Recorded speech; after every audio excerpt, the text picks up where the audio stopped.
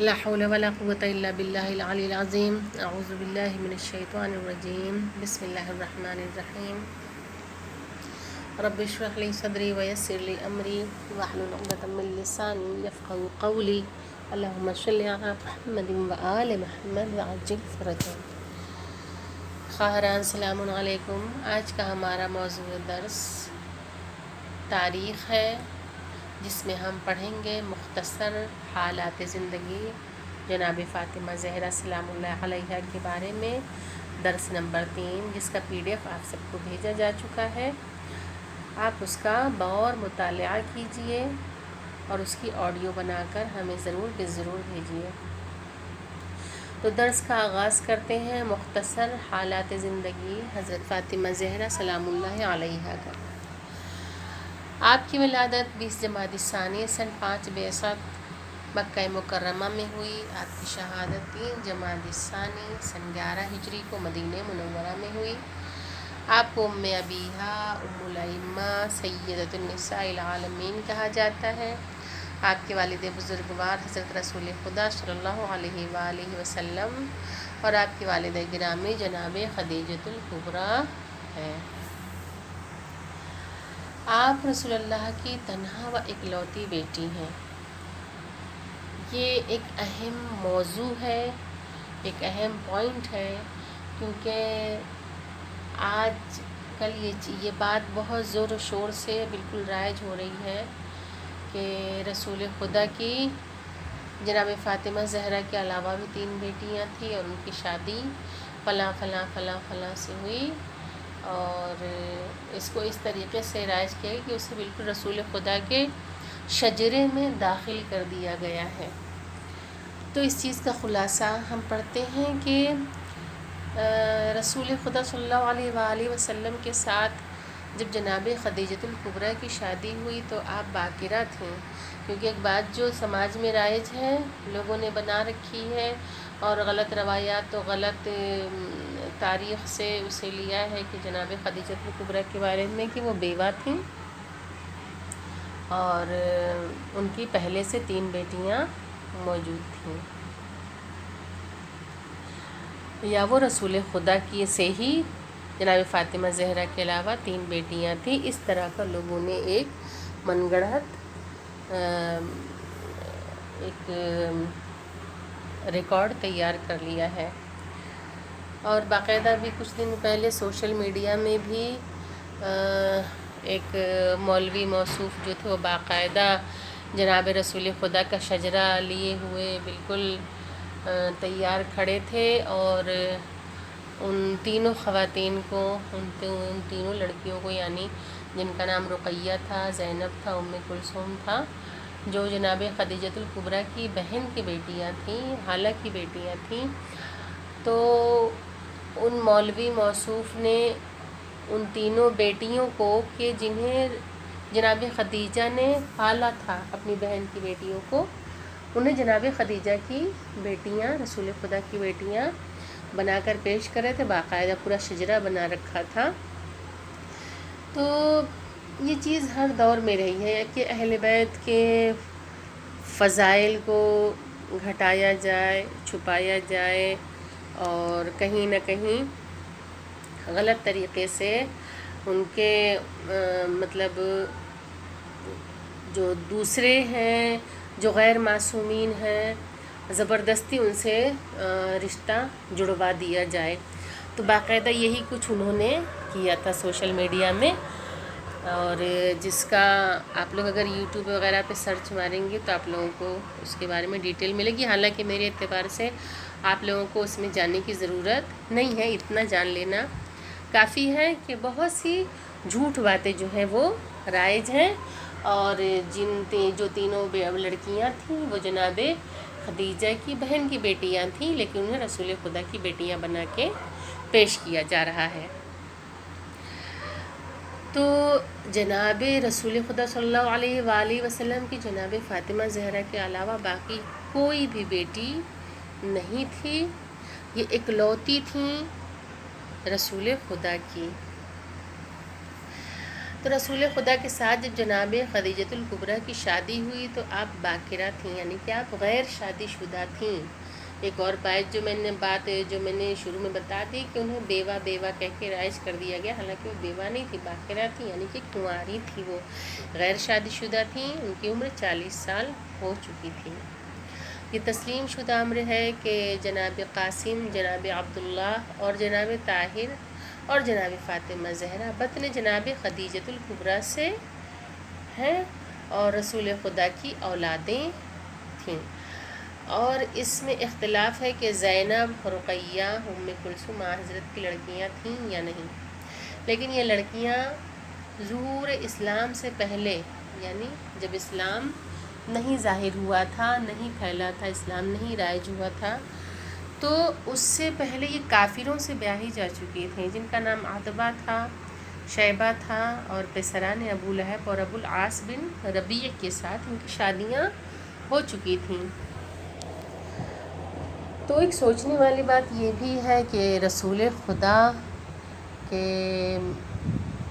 انہوں نے عام طور سے تو اعلان نہیں کیا تھا، لیکن اس کا یہ مطلب ہرگز نہیں کہ رسول خدا جو ہے معاذ اللہ وہ اسلام کو فالو نہیں کرتے تھے، معاذ اللہ، یا وہ نبی نہیں تھے، جب 40 سال کے ہوئے تو ہی انہیں نبوت ملی، ایسا ہرگز نہیں۔ نبی جب سے پیدا ہے تب سے وہ نبی ہے، امام جب سے پیدا ہے تب سے وہ امام ہے۔ ہاں، علی الاعلان جو ہے اسلام کو نہیں پھیلانا شروع کیا تھا، تبلیغ شروع نہیں کی تھی، لیکن اسلام موجود تھا۔ تو کیا رسول خدا اپنی بیٹیوں کی شادیاں کافروں کے ساتھ کر دیں گے؟ ایسا ہرگز نہیں ہے۔ تو اس سے بھی یہ ثابت ہوتا ہے کہ یہ تینوں رسول خدا کی بیٹیاں نہیں تھیں۔ یہ تینوں زینب، رقیہ، ام کلثوم جو عورتیں تھیں وہ حالہ بنت خویلد، یعنی کہ ہمشیرہ بہن جناب خدیجۃ الکبریٰ کی بیٹیاں تھیں، ان کی بہن کی بیٹیاں تھیں۔ ان کے باپ کا نام ابو الہند تھا، جو جناب خدیجہ کے زیر کفالت و زیر تربیت رہیں، کہ ان کی پرورش کی تھی جناب خدیجہ نے، اور حالانکہ مرنے کے بعد مطلقاً انہی کے ساتھ ہو گئی، کیونکہ ان کی بہن کا انتقال ہو گیا تھا، تو پوری طرح سے یہ لوگ جناب خدیجہ کے ساتھ ہی رہتی تھیں اور جناب خدیجہ کی بیٹیاں کہلائیں۔ ان سب تاریخی حقائق سے معلوم ہوا کہ حضرت فاطمہ زہرا سلام اللہ علیہا رسول خدا کی تنہا اور اکلوتی بیٹی ہیں۔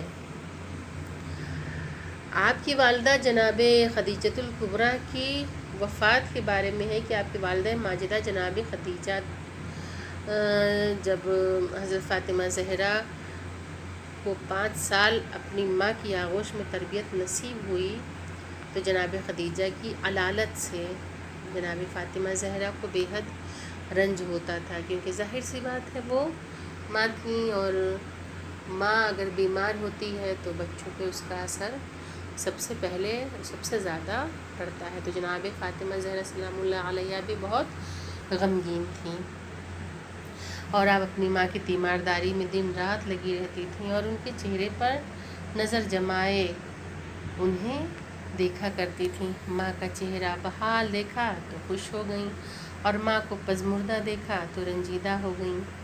یہ طرز عمل رہا کہ ایک دن جناب خدیجہ نے اپنی بیٹی فاطمہ کو سینے سے لگایا اور پھوٹ پھوٹ کر رونے لگیں۔ بیٹی نے پوچھا، اماں جان آج آپ کے رونے کا انداز کچھ نرالا ہے۔ فرمایا، بیٹی میں تم سے رخصت ہونے والی ہوں، افسوس تمہیں دلہن نہ دیکھ سکی۔ ماں بیٹی میں المناک گفتگو جاری رہی کہ ماتھے پہ موت کا پسینہ آ گیا، اور جناب خدیجہ 10 رمضان المبارک سن 10 بعثت میں انتقال فرما گئیں۔ آپ کی قبر مبارک مقبرہ حجون جنت المأویٰ مکہ مکرمہ میں موجود ہے۔ حضرت فاطمہ زہرا سلام اللہ علیہا کے امتیازات۔ آپ کے امتیازات کے بارے میں اتنا ہی کہنا کافی ہے کہ کائنات میں کوئی خاتون ایسی نہیں ہے جو سیدۃ النساء العالمین ہو، یعنی پوری کائنات کی عورتوں کی سردار ہو، جوانان جنت کی ماں کے ساتھ ساتھ جس کے تمام رشتے اس قدر بلند و برتر ہوں کہ جس قدر بلند و برتر رشتہ حضرت فاطمہ زہرا کے ہیں کہ آپ کے والد گرامی کائنات کے تمام انسانوں سے بالا تر، آپ کے شوہر امت اسلامیہ کے لیے کے تمام نامور افراد سے بالا تر و بہتر، بلکہ انبیاء و مرسلین سے افضل، اور آپ کے فرزند جوانان جنت کے سید و سردار اور منصب امامت کے مالک و مختار۔ آپ کی احادیث سے مبارکہ کہ آپ نے فرمایا کہ اللہ تعالیٰ نے ایمان کو تمہارے لیے کفر و شرک سے پاکیزگی قرار دیا ہے، نماز کو تمہارے لیے تکبر سے دوری قرار دیا ہے، زکوٰۃ کو تمہاری روح کی پاکیزگی اور رزق کی زیادتی قرار دیا ہے، روزے کو تمہارے خلوص کی استواری پر برقراری قرار دیا ہے، دین کو مضبوط کرنے کے لیے حج کو قرار دیا ہے، عدالت کو دلوں کو نزدیک کرنے کے لیے قرار دیا ہے۔ اس کے بعد دوسری ایک حدیث میں ہے کہ آپ فرماتی ہیں کہ اللہ تعالیٰ نے خاندان رسالت کی اطاعت کو معاشرے کے نظام کی حفاظت کے لیے اور امامت ائمہ معصومین علیہ السلام کو اختلاف سے بچانے کے لیے قرار دیا ہے۔ آپ نے فرمایا کہ اللہ تعالیٰ نے جہاد کو اسلام کے لیے عزت اور کافروں منافقوں کے لیے سبب ذلت و رسوائی قرار دیا ہے۔ آپ نے فرمایا کہ امر بالمعروف و نہی عن المنکر وہ معاشرے کی اصلاح کے لیے قرار دیا ہے، اور والدین کے ساتھ نیکی کو اپنی ناراضگی کے لیے ڈھال قرار دی ہے، صلہ رحمی کو سبب بلندی و طول عمر قرار دیا ہے۔ آپ نے فرمایا کہ عورت کے لیے سب سے بہتر یہ ہے کہ نہ وہ کسی نامحرم کو دیکھے اور نہ کوئی نامحرم اس کو دیکھے۔ تو خواہران یہ رہا آج کا درس، آپ لوگ اس کا بغور مطالعہ کیجئے، اور جو نہ سمجھ میں آئے اس کو آپ ضرور پوچھئے، اور آڈیو بنا کے ہمیں بھیجیے، اس میں سے 10 سوالات بنا کے آپ لوگ ہمیں سینڈ کریے واٹس ایپ یا ٹیلی گرام پہ۔ وآخر الدعوانا ان الحمد للہ رب العالمین، اللہم صل علی محمد و آل محمد وعجل فرجہم۔ السلام علیکم، خدا حافظ۔